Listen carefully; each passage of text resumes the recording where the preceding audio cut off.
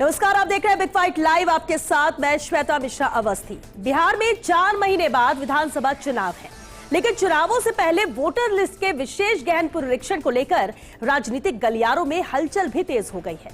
चुनाव आयोग की इस प्रक्रिया पर विपक्षी दलों ने गंभीर सवाल उठाए हैं। उनका आरोप है कि ये कवायद लाखों मतदाताओं, खासकर गरीब, दलित, आदिवासी और प्रवासी मजदूरों को मताधिकार से वंचित करने की एक साजिश है। विपक्ष का कहना है कि इतने कम समय में, विशेष रूप से बिहार जैसे बड़े राज्य में जहां बड़ी संख्या में लोग बाहर काम करते हैं, सभी आवश्यक दस्तावेज जमा करना असंभव है। दूसरी ओर सत्ताधारी दल और चुनाव आयोग इस प्रक्रिया को मतदाता सूची के वेरिफिकेशन के लिए जरूरी बता रहे हैं। उनका तर्क है कि यह संवैधानिक प्रावधानों के तहत की जा रही है। इसका उद्देश्य फर्जी मतदाताओं को हटाना है।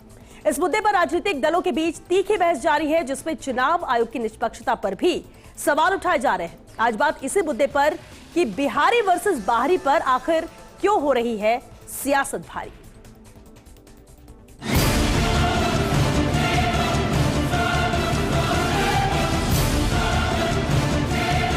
तो अब चुनाव आयोग तय करेंगे कि बाहरी कौन और बिहारी कौन।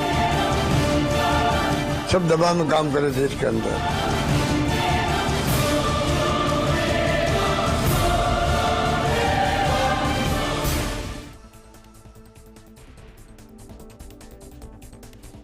और जो बेहद खास मुद्दा है, चर्चा के लिए खास मेहमान हमारे साथ जुड़ चुके हैं। हमारे साथ चर्चा में मौजूद है डॉक्टर अपूर्वा सिंह जी, प्रवक्ता है बीजेपी से। बहुत स्वागत है अपूर्वा जी। प्रतीक सिंह जी हमारे साथ है, प्रवक्ता है कांग्रेस से। प्रतीक जी, आपका भी बहुत स्वागत है। और साथ ही मिथिलेश जैमिनी जी भी मौजूद है, राजनीतिक विश्लेषक हैं। मिथिलेश जी, आपका भी बहुत स्वागत है। शुरुआत डॉक्टर अपूर्वा जी आपसे करना चाहेंगे, क्योंकि सवाल महाराष्ट्र से शुरू होता है, क्योंकि महाराष्ट्र में फर्जी वोटर लिस्ट, तमाम अहम तरह के आरोप लगे थे। और उसके बाद से जब यह तय हुआ कि देश भर में वेरिफिकेशन किया जाएगा वोटर लिस्ट का, शुरुआत बिहार से होती है क्योंकि बिहार में चुनाव है। लेकिन अब इस पर भी सवाल उठ रहे हैं। सत्यापन को लेकर घमासान है कि ये जो टाइमिंग है, उससे कई ऐसे वैध मतदाता होंगे जो वोट डालने से वंचित रह जाएंगे। ये आरोप विपक्ष की तरफ से।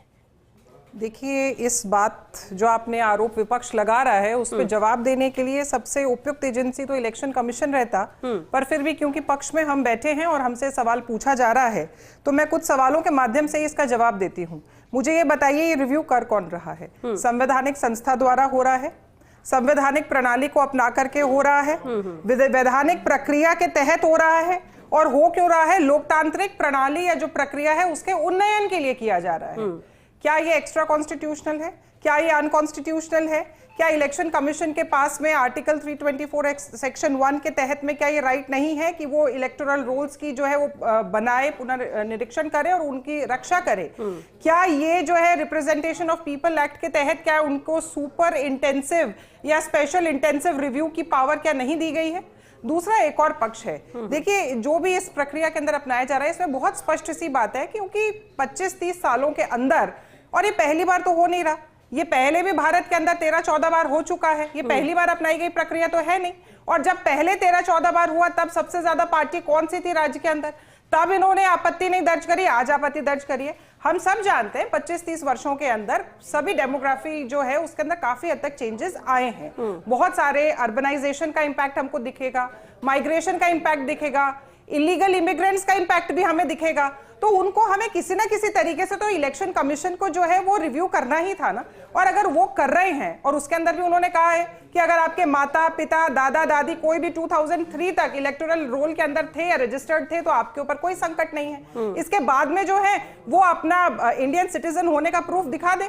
हम और आप सब जानते हैं किस प्रकार से भारत के जो साधन है, संसाधन है, उस पे इलीगल इमिग्रेंट्स आकर के उन संसाधनों का दुरुपयोग या उपयोग कर रहे हैं, मैं ये कहती हूँ। मगर क्या उनकी इतना से भी होना चाहिए कि वो सत्ता के अंदर भी अपनी भूमिका या भागीदारी निभाए? या भारतीय जो सत्ता है वो किस तरीके से चलेगी, इलेक्शन किस तरीके से चलेंगे, उनके अंदर भी बहुत अपना डिसिसिव रोल प्ले करे? और ये अलोकतांत्रिक है या लोकतंत्र की जो प्रक्रिया है उसका हनन हो रहा है, ये आवाज कौन उठा रहा है? वो दल उठा रहे हैं जो सर्वाधिक और सर्वदा ही अलोकतांत्रिक तरीके से कर रहे हैं। तो ये अनर्गल प्रलाप क्यों किया जा रहा है इलेक्शन कमीशन के खिलाफ, ये इनको सोचना चाहिए। दूसरी चीज, अपने ही देश के संवैधानिक बॉडी, अपने ही देश के संविधान के जो नियम कायदे कानून है, उनको ये दरकिनार करके और किन लोगों के लिए पैरवी कर रहे हैं, इनको ये भी बताने की आवश्यकता है और जनता को भी इनके चेहरे को देखने की आवश्यकता है।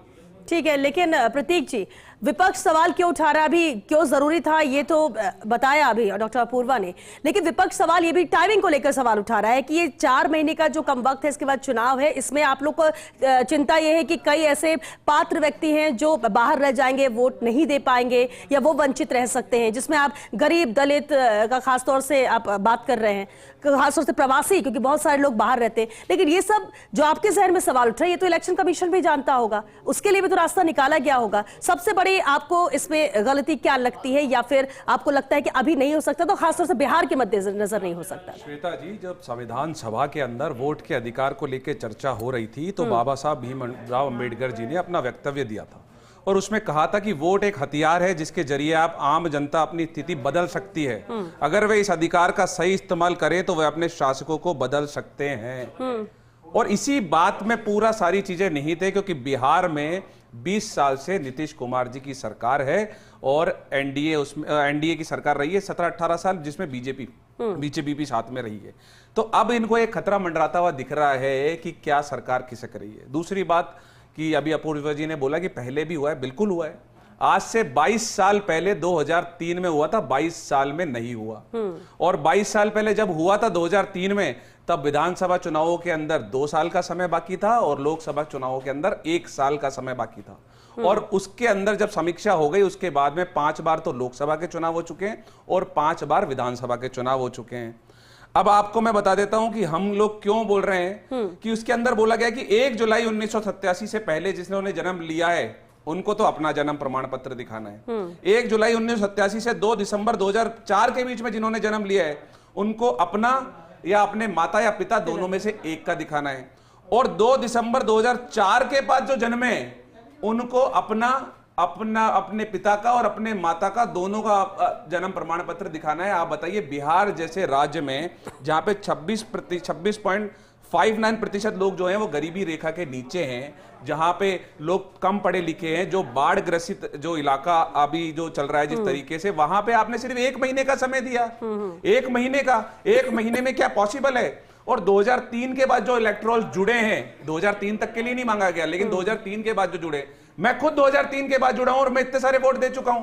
अब क्या मैं जाकर के वापस अगर कुछ ऐसा होगा तो मैं अपना बर्थ सर्टिफिकेट दूं? मेरे पास तो नहीं है बर्थ सर्टिफिकेट, और मुझे अपने माता पिता का भी देना पड़ेगा, उनके पास भी नहीं है बर्थ सर्टिफिकेट। तो आप मुझे बताइए कि इस हिंदुस्तान में पासपोर्ट बन जाता है, इस हिंदुस्तान में सारे काम हो जाते हैं आधार कार्ड पे, आपने आधार कार्ड को वैलिड क्यों नहीं माना? और आपको अगर पूरा जो चुनाव का जो डेटा को समीक्षा करनी थी, वोटर रोल्स को समीक्षा करनी थी, तो आप महाराष्ट्र को भी ले लेते ना। हम महाराष्ट्र में तो बार बार बोल रहे हैं, दोनों राज्यों की एक साथ समीक्षा हो जाती है। और 1 महीने का जो समय है वो बहुत कम है। अगर चुनाव आयोग को समीक्षा करनी थी तो पिछले दिसंबर, उन सबको पता था कि अक्टूबर में चुनाव होंगे बिहार के, तो दिसंबर में चालू कर देते, नवंबर में चालू कर देते, समय तो मिलता। अच्छा ठीक है, और अगर नहीं हो पाया, अगर आप कह रहे हैं ना कि समय कम है इस वजह से ऑब्जेक्शन है, तो क्या आपको लगता है कि बिहार के चुनाव के बाद होना चाहिए था? बिहार चुनाव के बाद, अब आज की जो परिस्थिति है, आज की परिस्थिति में तो बिहार चुनावों के बाद ही होना चाहिए। अगर नवंबर दिसंबर की बात करते तो अगर नवंबर दिसंबर में चालू कर देते तो, क्योंकि 20 से 25% जो जनसंख्या है, जो वोटर हैं बिहार के, वो बाहर माइग्रेट होते हैं, मजदूरी करने के लिए जाते हैं। अब वो वहां पर नहीं होंगे, उनको जाकर के उनकी जो पत्नियां होंगी उनको बोलेंगे आप इनका बर्थ सर्टिफिकेट दिखाइए, इनके पिताजी का दिखाइए और सारी करिए। तो मुझे लगता है कि पिछड़े दलित को इस चीज से वंचित रखने के जो बाबा साहब भीमराव अंबेडकर ने बोला था कि वो सरकारें बदल सकते हैं, उस सरकार बदलने के अधिकार से वंचित रखने के लिए ये समीक्षा की जा रही है। ठीक है, एक कमेंट अपूर्वा जी, मुझे मिथिलेश जी 4 सवाल उठा दिए, मैं बताती हूँ। उन्होंने कहा कि क्या एक व्यक्ति को मताधिकार नहीं होना चाहिए? होना चाहिए, मगर उसको होना चाहिए जो भारत का नागरिक है, जिसकी मूल भारतीयता हो, जो मूल रूप से भारतीय हो, जिसके तन मन धन के अंदर, दिल के अंदर, आत्मा के अंदर भारत बसा हुआ, उसके पास ये अधिकार होना चाहिए। किसी भी इलीगल जो इमिग्रेंट्स है उनके पास नहीं होना चाहिए। दूसरा विषय इन्होंने कहा कि साहब मैं भी 2003 के बाद जुड़ा हूं। आप बेशक 2003 के बाद जुड़े होंगे प्रतीक जी, मैं भी 2003 के बाद जुड़ी हूं, मगर क्या हमारे माता पिता भी 2003 के बाद जुड़े? वो तो उनसे पहले थे। दादा दादी भी उनके बाद जुड़े, वो तो उनसे पहले थे। इसके अंदर ये भी क्लॉज दिया गया है कि अगर आप उसको नहीं प्रस्तुत कर पाते हैं तो अगर आपने कट ऑफ 2003 के इलेक्टोरल रोल को माना है, अगर आपके पिता माता दादा दादी अगर उन इलेक्टोरल रोल्स के अंदर मौजूद हैं तो आप उसके अंदर काउंट होंगे। तीसरा इन्होंने कहा, इसके अंदर स्पष्ट है, बीएलए जो है वो फॉर्म लेके 3 बार आपके घर जाएंगे, अगर अगर आप 3 बार भी उपस्थित नहीं होते हैं तो भी ऑनलाइन आपके पास में फॉर्म है, आप डाउनलोड कर सकते हैं, आप उसके अंदर भर सकते हैं। और दूसरी चीज, अगर लोकतांत्रिक प्रक्रिया को, प्रणाली को उन्नयन के लिए अगर कदम उठाया जा रहा है तो ये विपक्ष है, इनको हमारे साथ आना चाहिए, इलेक्शन कमीशन के साथ आना चाहिए। इलेक्शन कमीशन बीजेपी कांग्रेस का नहीं है, ये इस चीज से कब ऊपर उठेंगे? ठीक है, लेकिन हाँ, एक सवाल और, इन्होंने कहा आधार को वैलिड क्यों नहीं माना। आधार के ऊपर तो सुप्रीम कोर्ट ने कह दिया कि वो मैंडेटरी नहीं है, और आधार के पास में स्पष्ट लाइन है, आधार आपके होने का सबूत है, इंडिविजुअल के होने का सबूत है, भारतीयता या नागरिकता का सबूत नहीं है, तो आप उसको कैसे वैलिड मान सकते हैं? ठीक है श्वेता जी, 30 सेकंड लूंगा। अगर भारतीयता का सबूत आधार नहीं है तो फिर क्या है, ये भी स्पष्ट कर जाए कि भारतीय होने का सबूत क्या है फिर। हम मेरे आधार कार्ड के ऊपर, सुनिए मेरी बात सुनिए, आधार कार्ड के ऊपर मेरा पासपोर्ट बन जाता है, आधार कार्ड के सिर्फ आधार कार्ड पे नहीं बनता प्रतीक जी, सिर्फ आधार कार्ड पे नहीं बनता। सही, अब देखिए आप सुनेंगे नहीं, नहीं, और सुनिए तो सही, सही बन जाता है ना आधार कार्ड को, उसका प्राइम आधार कार्ड पर नहीं बनता, प्राइम डॉक्यूमेंट माना गया है। अगर आपके पास आधार कार्ड पे नहीं बनता, अगर आधार कार्ड नहीं होगा तो नहीं बनेगा। सिर्फ आधार कार्ड पर नहीं, नहीं, आप गलत मत कहिए यहाँ पे। आधार कार्ड नहीं होगा तो नहीं सिर्फ बनेगा।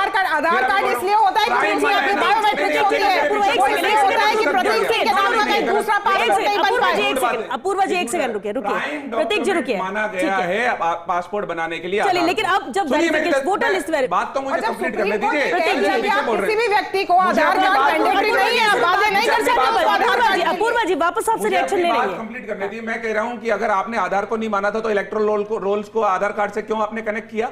74 करोड़ मतदाता, उससे पहले उन्होंने कहा कि आप आधार कार्ड को वैलिड नहीं मान सकते, मैंडेटरी नहीं मान सकते। 74 करोड़ मतदाताओं को आधार से क्यों जोड़ दिया? अपूर्वा जी एक सेकंड, आधार कार्ड वैलिड नहीं है तो बता दीजिए आप। चलिए ठीक है, वापस जवाब ले लेंगे, जवाब ले।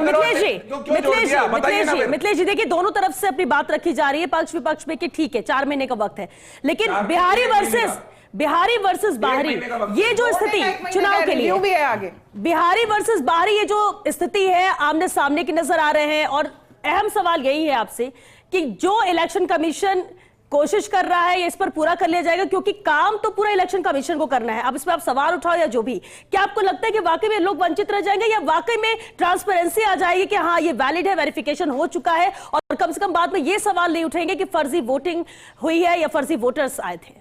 देखिए, वैश्विक परिदृश्य कैसे इसे रोक, क्या ये सही कदम है, या वाकई में जो टाइमिंग को लेकर सवाल उठाए जा रहे हैं उसको लेकर थोड़ा सा देखिए, वैश्विक परिदृश्य को देखें तो बहुत जरूरी कदम है, क्योंकि जिस तरीके से यूएस में चल रहा है बाहरी लोगों को निकालने का, जिस तरीके से हमने अभी ऑपरेशन सिंदूर में देखा, जो कल ही एक सेना के अधिकारी ने कहा कि हमने 3 मोर्चों पर लड़ाई लड़ी, और जिस तरीके से पड़ोसी बांग्लादेश में हुआ, तो कहीं न कहीं डेमोक्रेसी जेन्युइन लोग के लिए है। पहलगाम जैसी घटनाएं हो जाती, तो अगर कहीं न कहीं क्रॉस चेक सिस्टम है तो उसकी काबिले तारीफ है। जब वो 1.5 करोड़ फार्म बांट चुके हैं, बीएलओ घर जा चुके हैं, तो ये प्रक्रिया हो जाएगी। अब सबसे बड़ी बात है कि अशोक गहलोत जी जो आज बार बार संवैधानिक संस्थाओं की बात कर रहे हैं, उनके दौर में संवैधानिक संस्थाओं का क्या हाल हुआ था? किस तरीके से घर पे विधायकों के इस्तीफे लिए गए थे, किस तरीके से संवैधानिक संस्थाओं की धज्जियां उड़ाई गई थी, किस तरीके से जो इनके साथ के लोग थे, लोकेश शर्मा, ये सीधे ब्यूरोक्रेट्स को फोन करते थे। वो कौन से पद पे थे? पुखराज पारासर। ये जो तमाम चीजें हैं, अशोक गहलोत जी का एक और भी टारगेट है कि इस बयान से कांग्रेस को नुकसान होगा, क्योंकि आम आदमी देश का डरा हुआ है, और वो चाहते हैं अगर मैं नहीं बनूं तो डोटासरा और जूलिका और सचिन पायलट का नंबर नहीं लगे। तो कहीं न कहीं वो डबल गेम कर रहे हैं। इस बयान से हर हिंदुस्तानी चाहता है कि वेरीफाई हो, कौन नहीं चाहता? और नाम तो काट नहीं रहे ना। आपको यह प्रमाण देने में कि मैं मुल्क का, आबादी का हिस्सा हूं, उसमें क्या दिक्कत है? हमारे देश की आज ही अधिकारी ने कहा है, सेना के ने, कि 3 जगह से खुली हुई है। हमारे पास इजराइल जैसा आयरन डोम नहीं है।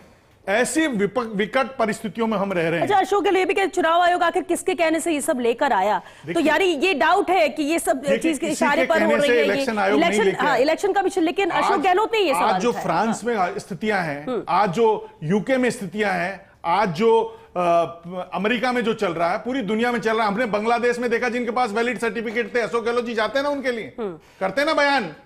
तो ये सबसे इंपॉर्टेंट चीज ये है कि अगर कोई बेहतरीन के लिए, देश की बेहतरी के लिए, क्योंकि डेमोक्रेसी केवल जेन्युइन के लिए है। डॉक्टर बी आर अम्बेडकर ने ये नहीं कहा था कि रोहिंग्या को बसा दो, जैसे जोधपुर में बसा दिया, जैसे आदर्श नगर में बसा दिए और उनके आधार कार्ड बना दिए, इसीलिए आधार कार्ड पर जोर दे रहे हैं। तो विपक्ष की ये टेंशन क्या चुनावी टेंशन है? बिल्कुल चुनावी टेंशन है। इसी वजह से, और इसके अलावा उनको कोई ये आधार लग रहा नहीं है कि ये खेल बिगड़ा।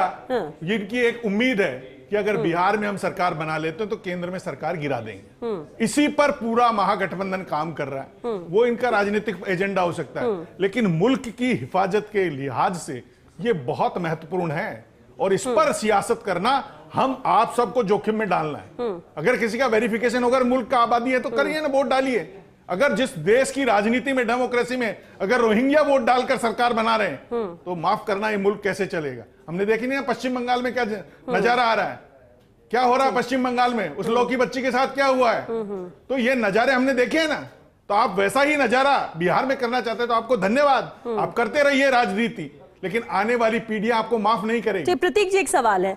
अब ठीक है, टेंशन ये विपक्ष की है, वो आप वजह भी बता रहे हैं कि क्यों आप लोग को लगता है कि 1 महीने में पूरी प्रक्रिया नहीं हो सकती है, लेकिन एक सवाल ये भी उठता है कि अगर चुनाव के बाद होते तो महाराष्ट्र जैसे सवाल उठाते, अगर जीत हार का इधर तय होता तो, और अगर किया भी जा रहा है यहां पर तो अच्छी बात है। जो फर्जी वोटर है जिससे परिणाम बिगड़ सकते थे, जो हकदार है वो शायद बाहर हो जाता, उससे कम से कम निजात मिलेगी। तो ट्रांसपेरेंसी आपको लगता है कि इस वजह से नहीं आएगी? आपको लगता है कि ये उनकी तरफ से खेल है चुनाव को लेकर, क्योंकि वो तो आपकी तरफ आरोप लगा रहे हैं। किसी के बीच में बोलता नहीं, तो मैं ये एक्सपेक्ट करूंगा कि मेरे बीच में भी कोई ना बोले। दूसरी बात ये है कि ये कह रहे थे कि रोहिंग्या बस गए, रोहिंग्या को वोट देने का अधिकार नहीं है। 2003 में जब इसकी समीक्षा हुई थी, उसके बाद 5 बार लोकसभा के चुनाव हुए, 5 बार विधानसभा के चुनाव हुए। उनमें से maximum time Nitish Kumar chief minister चुनकर गए, उसमें भी मैक्सिमम टाइम बीजेपी उनके साथ सरकार में सम्मिलित थी। तो रोहिंग्या अगर आ गए थे तो उनको निकालने के लिए क्या प्रोसेस अपनाया सरकार ने? 11 साल से देश के अंदर बीजेपी की सरकार है, अगर रोहिंग्या इस देश में आकर के बस गए तो उनको हटाने के लिए क्या प्रोसेस अपनाया? और अभी कह रहे थे कि आदर्श नगर में और जोधपुर में बसा दिए, तो 1.5 साल से फिर बीजेपी की सरकार है, कितने लोगों को बाहर निकाल दिया? बता दीजिए, जो इंपैक्ट कर सकते हो वोटिंग करके। इतना आंकड़े से कोई निकाल दिया क्या? कोई 10, 20, 50 के लिए तो मैं नहीं कहता, लेकिन उसके बाद में आप बता दीजिए, बोल रहे बसा दिए, वोट ले लिए। तो मुझे ऐसा लगता है कि ये बोलना सरासर बेमानी है। ये लोकतंत्र के साथ में धोखा किया जा रहा है, जनता के जो वोट है उसके साथ धोखा किया जा रहा है। दूसरी बात, 2003 में जब 1 साल लगता है, जब लोकसभा के चुनाव 1 साल बाद थे, जब विधानसभा के चुनाव 2 साल बाद थे, तो आज 1 महीने की इतनी जल्दी क्यों हो गई? और अगर करना है, चलिए अच्छी बात है, आपने बिहार में लागू कर दिया, आपने वापस नहीं लिया, महाराष्ट्र में भी चालू करवा दीजिए ना। महाराष्ट्र में चालू करवाने से चुनाव आयोग को कौन रोक रहा है? और पूरे देश में अगर जो वोटर की जो समीक्षा है उसको करवाने से चुनाव आयोग को कौन रोक रहा है? सिर्फ बिहार ही क्यों? सिर्फ बिहार में ही क्यों किया जा रहा है, और जगह क्यों नहीं किया जा रहा? यह भी एक मूल प्रश्न है। और बिहार की परिस्थिति पूरे हिंदुस्तान में अभी जिस तरीके से अति वर्षा हो रही है, बिहार की स्थिति सबको पता है। होना तो पूरे देश भर में है ना अभी क्योंकि चुनाव यहाँ पे इनको पहले खत्म कर दो, ये भी तो हो सकता है। नोटिफिकेशन पढ़िएगा, उन्होंने पूरे देश की कहीं भी चर्चा नहीं की इसमें कि पूरे देश में होगा, सिर्फ बिहार के लिए नोटिफिकेशन आया है। चुनाव आयोग ने आकर के ना तो कोई प्रेस कॉन्फ्रेंस में बोला है कि पूरे देश में होगा, और ना कहीं नोटिफिकेशन में लिखा हुआ है। तो पूरे देश में एक साथ करवा देते, फिर अगर करवाना जरूरी है तो। क्योंकि जिस वक्त सवाल उठा था उस वक्त ये कहा गया था कि पूरे देश में ये कराया जाएगा ताकि एक बार पूरी तरह से रिफ्रेश हो जाए वोटर लिस्ट, और ये जरूरी है, फर्जी लोगों को हटाया जा सके और एक ट्रांसपेरेंसी नजर आए। श्वेता जी देखिए, पहले भी अभी इन्होंने कहा घुसपैठियों को हटाने के लिए आपने क्या किया, या घुसपैठियों के लिए आपने क्या प्रक्रिया अपनाई? आप ये बताइए, जब सीए आया था या जब एनआरसी की बात आती है तो किस प्रकार का विरोध सामने आता है? ये मुझे बताने की आवश्यकता नहीं है, या आपके चैनल ने ज्यादा अच्छा कवरेज किया। किस प्रकार से ममता बनर्जी ने बोला, मोदी जी के अगेंस्ट नारे लगाए, सीएए मुर्दाबाद, सीएए का मतलब कितनी मैं कहती हूँ उचित प्रकार की राजनीति इंडिया अलायंस ने करनी शुरू की थी। मगर खैर, हमें तो जो कर रहा है हम करेंगे ही, मगर किसी भी व्यक्ति को जिसको आपने लाके बसा दिया है उसको हाथ पकड़ के तुरंत प्रभाव से बाहर नहीं निकाला जा सकता। मगर एक स्ट्रैटेजी बनाई जा सकती है ये देखने के लिए कि किस प्रकार से एक भारतीय को ही भारतीय लोकतंत्र के अंदर हिस्सेदारी का अधिकार होना चाहिए। इसके लिए प्रावधान ऑलरेडी हमारे संविधान ने दिया है, बाबा साहेब के संविधान ने दिया है। दूसरी बात ये कहते हैं कि चुनाव आयोग पूरे पे कब कराएगा? चुनाव आयोग पहले भी अपनी मंशा जाहिर कर चुका है। अभी बिहार के चुनाव है, बिहार में करा रहे हैं, बाकी जहां जहां लेजिस्लेटिव असेंबली होगी इलेक्शन कमीशन वहां कराएगा। और इस बार लोकसभा के जब इलेक्शन आएंगे 29 में, उससे पहले पूरे देश के अंदर हो चुका होगा। ये तो इलेक्शन कमीशन की जो है स्ट्रेटेजी है और वो उसको पूरा करेगा। मगर मैं ये जानना चाहती हूं, क्या विपक्ष भारतीय संसाधनों के ऊपर? क्या विपक्ष भारतीय लोगों के पास ही लोकतंत्र का मिथिलेश जी, अधिकार final है, comment चाहेंगे। उसके लिए क्या ये राजी नहीं है? चाहूंगी और सवाल यही है कि ठीक है देश भर में कराया जाएगा, और क्योंकि बार बार हर एक चुनाव के बाद सवाल इलेक्शन कमीशन पर उठते हैं। बीजेपी बोल रही है इलेक्शन कमीशन को बोल नहीं रहा है। अच्छा देखिए, वैसे तो बोला गया है, मगर आप भी तो विपक्ष है, लेकर के जाइए, बोलिए पूरे देश में कराइए। आप लोग क्यों नहीं चाहते? आप लोग भी जाइए लेकर के जाइए इलेक्शन कमीशन के पास में। ये पूरे देश में होना चाहिए, पाकिस्तान में होना चाहिए। मिथिलेश जी एक सेकंड, प्रतीक जी एक सेकंड, सुनिए किससे बोला? प्रतीक जी मिथिलेश जी बोले एक सेकंड, प्रतीक जी एक सेकंड, सुनिए ठीक है मिथिलेश जी। देखिए, इलेक्शन कमीशन एक स्वतंत्र संवैधानिक संस्था है, उसके पास जाकर आप रख सकते हैं। अब इंपॉर्टेंट चीज ये है कि अगर मुल्क के हक में कोई काम हो रहा है तो उसमें इनको सहयोग करना चाहिए, क्योंकि अगर किसी आदमी के पास ये वेरीफाई हो जाए कि मैं मुल्क का आबादी हूं और मेरा मुल्क वेरीफाई कहां से हो रहा है? कैसे हो रहा है इससे वेरीफाई? देखिए हो रहा है ना, कैसे हो रहा है? ये वोटर है कि नहीं है? आपके पास बर्थ सर्टिफिकेट है, मेरे पास तो नहीं है। मेरे पास तो है बर्थ सर्टिफिकेट, मेरे पास तो नहीं है। क्यों नहीं है? मैं मुल्क का नुमाइंदा आप बनवा लीजिए ना, आप राज के लिए बनवा लीजिए। सरकार में विश्वास नहीं रखते, अमेरिका में बनवा रहे हैं, सरकार की एजेंसी अमेरिका में पर बनवा विश्वास रहे नहीं हैं। मेरी उम्र के 50% लोगों के पास नहीं है। विकसित भारत का ये सरकार की गलती नहीं है, प्रतीक जी आपकी गलती है कि तो पहले आप बर्थ सर्टिफिकेट बनवाइए। मेरे पास मेरा पासपोर्ट है, लेकिन मैं बर्थ सर्टिफिकेट हो गया है। बहुत शुक्रिया आप सभी का इस चर्चा में शामिल होने के लिए। देखिए सत्यापन पर यह घमासान है। बहुत शुक्रिया आप सभी का इस चर्चा में। देखिए सत्यापन पर यह घमासान है जो कि जारी है, बिहारी वर्सेस बाहरी। अब विपक्ष लगातार सवाल ये उठा रहा है, कहना है टाइमिंग को लेकर कि 1 महीने का वक्त बहुत कम है, जो डॉक्यूमेंट्स मांगे जा रहे हैं खासतौर से बर्थ सर्टिफिकेट को लेकर। अब ये 1 महीने का समय इसलिए कि जो डॉक्यूमेंट्स आपके पास नहीं है आप उसे बनवा लीजिए, आप पूरा कीजिए ताकि इस प्रक्रिया को पूरा किया जाए। अगर कोई दिक्कत आती तो ऐसा नहीं कि आपकी सुनवाई नहीं, आपको सुना नहीं जाएगा। लेकिन सियासत के तौर पर देखें, राजनीति तौर पर देखें, क्योंकि चुनाव बिहार में है, बड़ी तादाद है और बिहार के परिणाम बहुत मायने रखते हैं केंद्र के लिए भी, और ऐसे में हर किसी की कोशिश है कि हम वहां पर सत्ता पर आसीन हो सके। और उस नजरिए से देखा जाए तो हर किसी को अपना फायदा और नुकसान नजर आता है। लेकिन अब देखना होगा, क्योंकि ये पूरी जिम्मेदारी ईसी की है, इलेक्शन कमीशन किस तरह से इसे पूरा करता है, कितनी ट्रांसपेरेंसी रहती है, क्योंकि आने वाले वक्त में हर राज्य में किया जाना है। और ऐसा ना हो कि जब चुनाव होने वाले हो तब वहां पर किया जाए और हर बार ऐसे ही सवाल उठे, ऐसे ही आरोप लगे। इंतजार है, देखना होगा कि किस तरह से इसे पूरा किया जाता है, इस कवायद पूरा किया जाता है और कैसे कामयाब ईसी होती है, क्योंकि कोशिश इलेक्शन कमीशन की इसे पूरा करने की हो रही है। चलिए 6 बिग फाइट लाइव में आज के लिए बस इतना ही। नमस्कार।